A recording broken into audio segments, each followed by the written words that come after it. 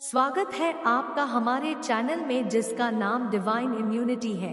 आज मैं हाजिर हूँ आचार्य चाणक्य के संपूर्ण चाणक्य नीति का तीसरा अध्याय लेकर। चाणक्य नीति के तीसरे अध्याय में आचार्य चाणक्य ने जीवन के महत्वपूर्ण प्रश्नों का उत्तर दिया है, जैसे कि कैसे बढ़ा सकते हैं अपने कुल की तेज और ख्याति, क्या है सज्जन पुरुषों की विशेषता और क्यों जरूरी है सज्जनों के साथ रहना, क्यों किसी भी चीज का अति खराब है, मूर्खों से मित्रता क्यों नहीं करनी चाहिए, कुल की मान मर्यादा को कौन नष्ट कर देता है, बच्चों के साथ कैसा व्यवहार करना चाहिए, धन की लक्ष्मी किन लोगों से रूठ जाती है।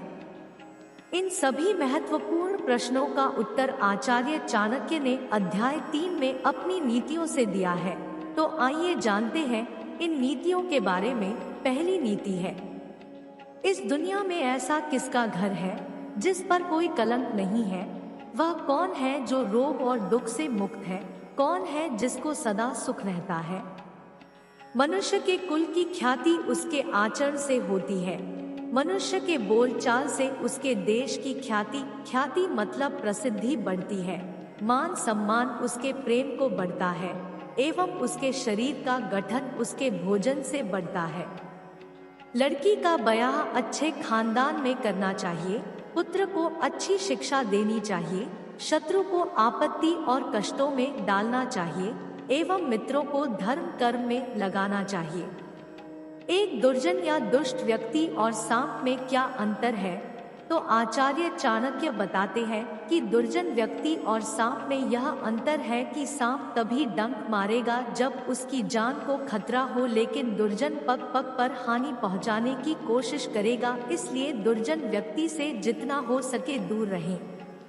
राजा लोग अपने आसपास अच्छे लोगों को क्यों रखते हैं? आचार्य चाणक्य कहते हैं कि राजा लोग अपने आसपास अच्छे कुल के लोगों को इसलिए रखते हैं क्योंकि ऐसे लोग ना आरंभ में, ना बीच में और ना ही अंत में साथ छोड़कर जाते हैं। कहने का मतलब ये है कि जो सज्जन पुरुष होते हैं वो आपका साथ जीवन भर, चाहे आप मुश्किल में हो या अच्छे वक्त में हो, आपका साथ नहीं छोड़ते हैं। अगली नीति में भी आचार्य चाणक्य सज्जन पुरुषों की विशेषता बतलाते हैं। कहते हैं कि जब प्रलय का समय आता है तो समुद्र भी अपनी मर्यादा छोड़कर किनारों को छोड़ अथवा तोड़ जाते हैं, लेकिन सज्जन पुरुष प्रलय के समान भयंकर आपत्ति एवं विपत्ति में भी, यानी मुश्किल समय में भी अपनी मर्यादा नहीं बदलते, उनके गुण वैसे ही रहते हैं। अगली नीति में मूर्खों के बारे में आचार्य चाणक्य ने बताया है, मूर्खों के साथ मित्रता नहीं रखनी चाहिए, उन्हें त्याग देना ही उचित होता है, क्योंकि प्रत्यक्ष रूप से वे दो पैरों वाले पशु के समान हैं, जो अपने धारदार वचनों से वैसे ही हृदय को छलनी कर देते हैं जैसे शरीर में अदृश्य कांटा घुसकर उसे छलनी कर देते हैं। आगे की नीति में आचार्य चाणक्य एजुकेशन की इम्पोर्टेंस को बताते हैं, विद्या के, ज्ञान के इम्पोर्टेंस को बताते हैं।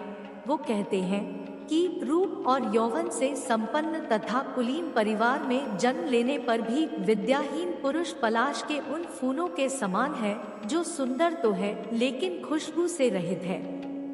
अगली नीति में आचार्य चाणक्य कुछ लोगों के सुंदरता के बारे में बतलाते हैं कि कोयल की सुंदरता क्या है, स्त्री की सुंदरता क्या है।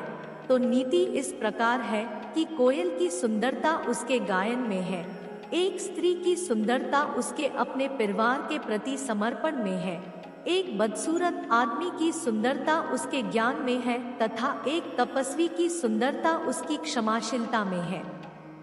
अगली 10वीं नीति में आचार्य चाणक्य बताते हैं कि कुल की रक्षा के लिए एक सदस्य का बलिदान दिया जा सकता है, गांव की रक्षा के लिए एक कुल का बलिदान दिया जा सकता है, देश की रक्षा के लिए एक गांव का बलिदान दीजिए और आत्मा की रक्षा के लिए देश का भी बलिदान दे सकते हैं।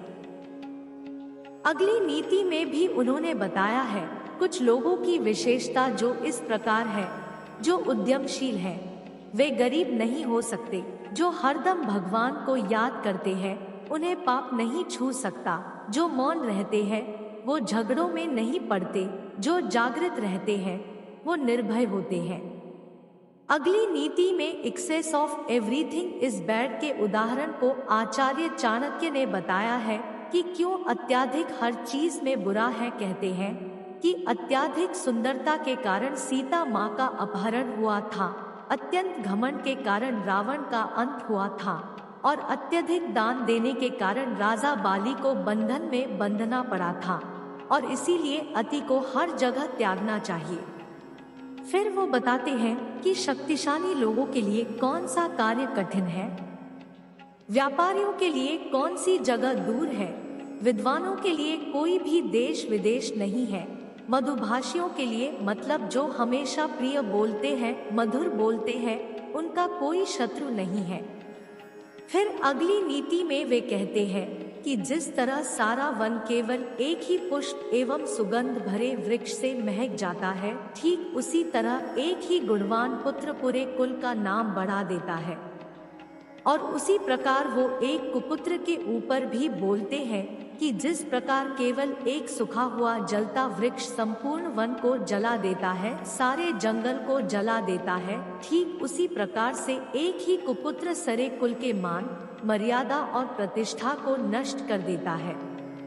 पुत्रों की विशेषता के बारे में, अच्छे संस्कारी पुत्रों के विशेषता के बारे में अगली नीति में भी आचार्य चाणक्य कहते हैं कि विद्वान एवं सदाचारी एक ही पुत्र के कारण संपूर्ण परिवार वैसे ही खुशहाल रहता है जैसे चंद्रमा के निकालने पर रात्रि जगमगा उठती है। और फिर विशेषता में आगे कहते हैं कि ऐसे अनेक पुत्र किस काम के जो दुख और निराशा पैदा करे, इससे अच्छा तो वह एक ही पुत्र है जो संपूर्ण सारे घर को सहारा और शांति प्रदान करे। फिर बच्चों का लालन पालन कैसे करे, उन्हें दंड दे या नहीं दे, इसके बारे में अगली नीति कहती है कि 5 साल तक बच्चों को लाड प्यार करे, उन्हें अच्छे से प्यार करे, उन्हें दुलारे और 10 साल तक उन्हें छड़ी की मार से डराए। अब तो ऐसा संभव नहीं होता जनरली, लेकिन फिर भी कहने का मतलब ये निकल सकता है 10 साल की उम्र तक उन्हें डराए, उन्हें डिसिप्लिन में रखे, लेकिन जब वह 16 साल का हो जाए तो उससे मित्र के समान व्यवहार करे। अगली नीति में आचार्य चाणक्य बताते हैं कि जो व्यक्ति भयावह आपदा, विदेशी आक्रमण, भयंकर अकाल, दुष्ट व्यक्ति का संग जैसी परिस्थितियां में भज जाए, वैसे व्यक्ति हर जगह सुरक्षित रह सकता है। 20वीं नीति में आचार्य चाणक्य बताते हैं कि जो व्यक्ति धर्म, अर्थ, काम और मोक्ष को अर्जित नहीं करता वह बार बार जन्म लेकर मरता है। फिर 21वीं नीति में आचार्य चाणक्य कहते हैं कि धन की देवी लक्ष्मी वहां से स्वयं चली आती है जहां मूर्खों का सम्मान होता है, जहां अनाज का अच्छे से भंडारण नहीं किया जाता है और जहां पति पत्नी में आपस में लड़ाई बखेड़ा होता है। तो ये था आचार्य चाणक्य के संपूर्ण चाणक्य नीति के 3रे अध्याय को वीडियो। अगली वीडियो हम जल्द ही लाएंगे। यह वीडियो आपको कैसा लगा हमें जरूर कमेंट करके बताएं और लाइक करें, शेयर करें और चैनल को सब्सक्राइब करें। धन्यवाद।